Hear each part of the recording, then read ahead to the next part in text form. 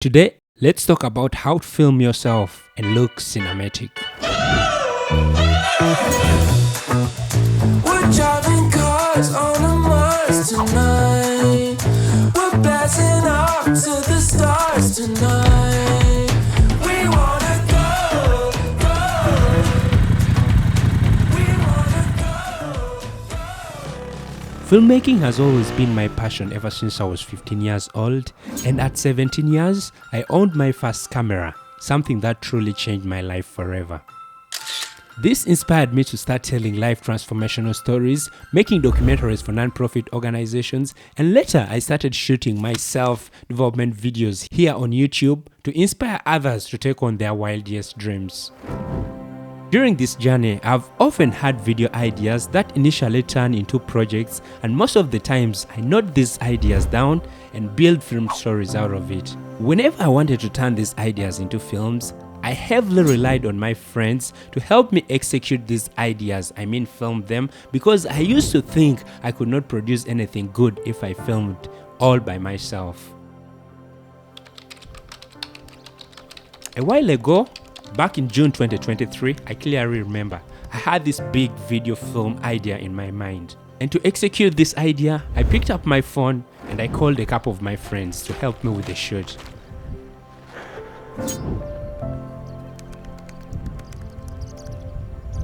Hey JB, hey, what's up? So I'm having a YouTube project next week, and I've called to inquire if you could probably help me shoot this project. Hello Ray, I will not be available for the shoot next week. I'm sorry, have a blessed day. Hello? Yeah.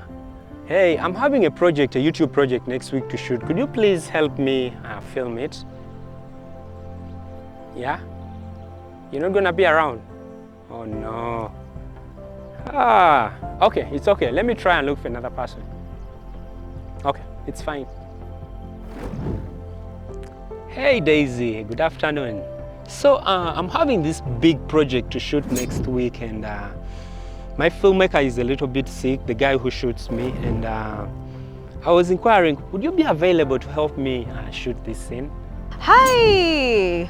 Oh Ray, sorry I won't be available. I have a video to shoot that day, unless you're postponing.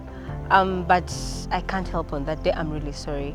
Sorry, next time better. Okay, it's fine. Let me try and look for another person.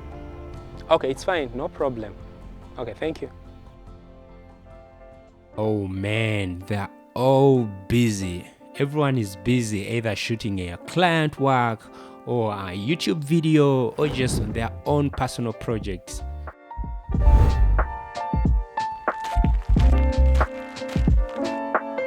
Trust me, this is a challenge I faced for a very long time. You wanna film, but you cannot, because all your friends are busy either shooting weddings, YouTube videos, or even documentaries. This went on for days, weeks, and months, and at the end of it, I became so frustrated. I could not make videos consistently on YouTube. Then I said to myself, I won't continue waiting for things I have no control over. At this moment, I realized I had to learn how to film myself. And at this point, I did not want to rely on anybody or bother anybody. And all I needed was a camera, a microphone, and a tripod. And myself, of course. And that's all I needed. We're on set right now, and let's go. There are so many aspects to filmmaking, and today we're gonna cover creative ideas, visual storytelling, art design, composition, lighting, plus gears. So these are some of the things you need in terms of gears to make your film cinematic. And the first thing is a camera. And a camera is a piece of gear that you need, for filming yourself. And trust me, it doesn't need to be a very expensive camera. It can be anything that you can afford. It doesn't need to be a Sony FX3. Anything that you can afford.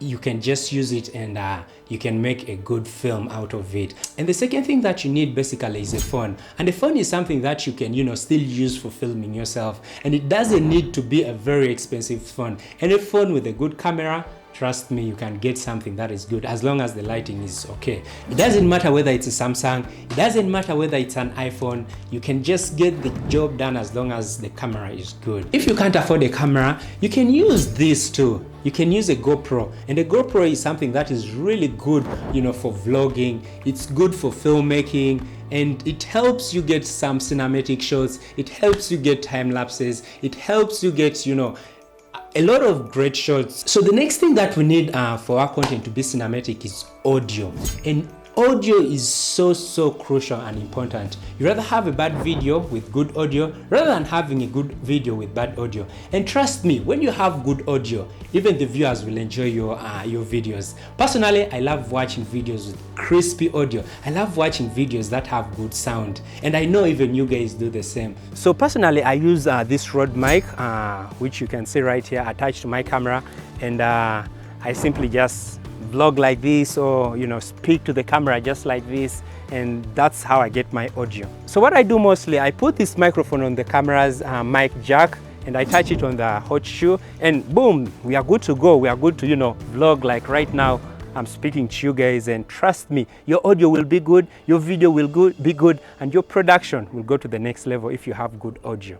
Or you can use like a wireless mic, and wireless mics are so good. What you do, you just attach it to your cloth right here, and you're good to go. You're good to get crispy audio, you're good to get crispy sound, and trust me, the viewers will enjoy your videos. And the brand that I'm using right now for it's called Synco, and there are so many different types of wireless mic. There are Rode wireless mics, there are DJI wireless mic. Whatever you can afford, just invest your money into it, and trust me, your videos will be so good and crispy, clear in terms of audio. So the other thing that you may need is an external monitor, and in case your camera does not have a flip out screen, this is something that is so handy. It will help you monitor your shots, it will help you monitor your framing and also compositions. So I use this small monitor called Small HD, and I would highly recommend. But if you have the money, you can go for even a higher end monitor like the Atomos Ninja 5. It's really good, and you know, the screen is so bright. So that's it. And lastly, I really don't like having shaky footages, and to solve that, you can either get a tripod or a monopod. And what I use is just this monopod, and it's a newer monopod. This monopod is something that has helped me get good and static shots, and trust me, it takes your production level to another level. And just having something like this, you're good to go. You're good to make high quality videos. And this is a newer GM76 monopod. I'll leave a link down in the description in case you want to get it. Wash me in the water, cleanse me in the mercy of your love. I need a heavenly touch, 'cause I'll be backsliding. I need a little guiding for my soul. Only Let's start with creative ideas. Most people think the best cinematography is having the most expensive gear or gears, but wait a minute, that's completely not true. Everything starts from having a great idea. I always have ideas popping in my mind, and I note them down, and later these ideas turn into films. So normally I come up with video ideas when I'm just chilling, relax, and ideas just pop up in my mind. And sometimes when I'm just with my friends, or even when I'm with my girlfriend. And so what I love doing is I just love moving with my notebook, and every time these ideas pop up in my brain or in my mind, I just note them down. And also what I love really doing, when maybe if I have not moved with my book, I love writing it on the notes app on my phone or on my laptop. And find just one that I really love and build a video project or a storyline out of it. And once I have the storyline figured out, I always take note of the short list and then the ideal location. I always get bored trying to turn these ideas into real films, and once this happens, I always close my book or a laptop or a phone, whatever I'm using, and then get back the next day with even more creative ideas when I'm relaxed, and I always have more creative ideas when I get back the next day. To write the best stories, it's always good to stay true to who you are. I mean, true to yourself. I mean, finding inspiration from others is great, but it's always best to stay authentic. I mean, there is no one better than you. There is no one who can tell your story more better than yourself. So don't copy anyone, just draw inspiration from others and tell your stories in your own ways. You can never be a Ray Moses, you can never be a Sam Calder, you can only be you, and that is the true definition of you, because God created us all different. And this will make them want more and more and more, which leads me to the next thing, visual storytelling. Visual storytelling involves getting a couple, variety of different shots for your films. It may take a long time, but trust me, this is where you win a viewer's attention. And this involves having different shots like the wide, medium, and close-up. So as a filmmaker and a content creator, it's always good and it's always nice to have different angles of what you're shooting. And personally, what I always love, I use the 3-shot method. And this starts with a wide shot. In most cases, it establishes a scene. And in most cases, I can just use a wide of a camera, or most of the times I use a drone shot, which shows the aerial view of the scene. The second shot on my list is always a medium shot. And this shot really helps me, get a little bit even more closer to the subject. The third and the last shot that I love shooting is the close-up.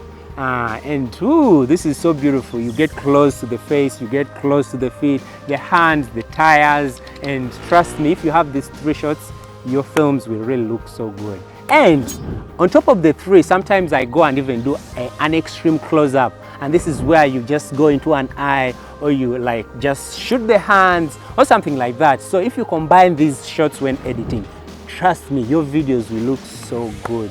So just go out there and shoot as much as you can. Go out there and just keep shooting and try different things, and trust me, your image will look wonderful. Composition. So here we're gonna look at how to place your subject in this empty place called a frame. First things first, rule of thirds. This rule helps us balance the frame. So here we divide our screen into 3 equal sections, and we make sure our subject is either on the left, right, top, bottom section, or where 2 of the lines cross. And this is common in movies and filmmaking. You place your subject on one side of the frame, and they should face towards where there is more empty space. And this is just how it is. Have a look at this. The next thing is super wide shot. And these super wide shots helps us establish a scene. It's something that is a little bit undermined when filmmaking, but trust me, if you have super wide shots, it will help you, frame your shots pretty well, and they will really look pretty good. And the next thing is center composition. And in most cases, this is used when you're speaking directly to people. A good example is when you're making YouTube videos. Just like this, I would speak direct to you guys, like I would speak with you direct. And this helps the viewer to have a relationship with the person who is speaking. And this is pretty common when making tutorials, educational videos, and most videos here on YouTube. And also sometimes when someone is laughing, you just center frame them and it really looks good just like this. Frame blocking. And here you block a portion of the frame and making it from a 2-dimensional image to a 3-dimensional image. And basically we shall have the foreground, the subject, and the background. And trust me, this will look so beautiful and good.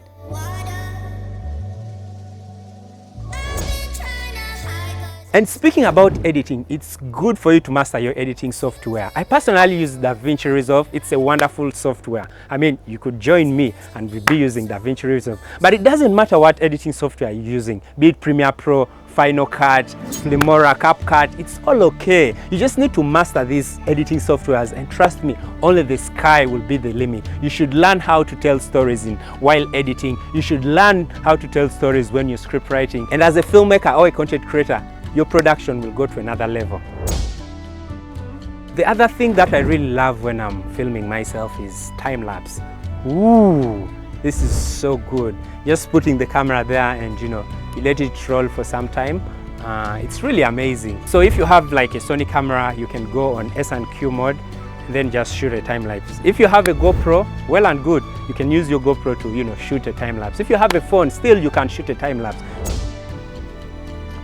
Lighting, is one of the most important thing in filmmaking, and when you're filming yourself, it's so important to know lighting. So as you can see, I'm on the opposite side of the window. As you can see, I've just changed the camera, and we are shooting with the light not coming direct into your face, but it's instead hitting the side of the face, and trust me, it doesn't look good.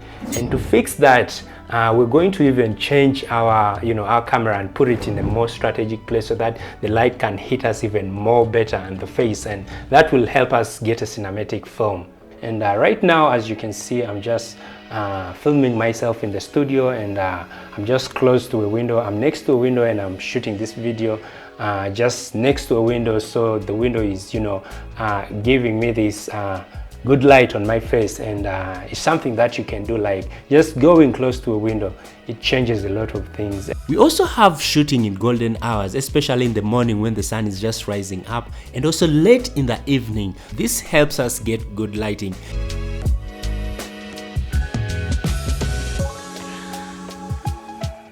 When you shoot in golden hour, trust me, your image will just look so beautiful, just like this.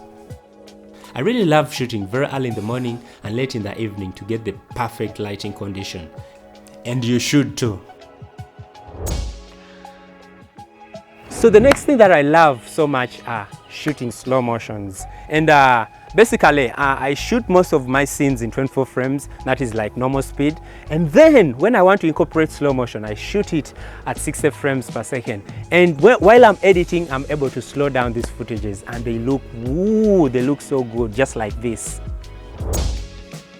So the other thing that I love are drones. Like, it's nice to have cinematic drone just flying in my videos. It really makes the production so good. If you have a drone, it's okay. You can, incorporate drone footages. Just, it makes it look a little bit cinematic. It makes it look like a movie. But if you don't have a drone, it's still fine. You can just have the normal shots, and boom, it's right, it's okay. So the next thing that I really love so much is shooting silhouettes. And you can achieve this by shooting very early in the morning when the sun is just coming out, or late in the evening when it is going down, when like the golden light. So what happens mainly, I shoot with the sun as my backlight, and then I just take my f-stop like to maybe 11 or 12 or 14 or maybe 13, depending on the scene, and then just balance my ISO and also balance my shutter speed. And trust me, the results you get is so good. You get something like this. So try incorporating silhouettes into your shots, and you are gonna love it.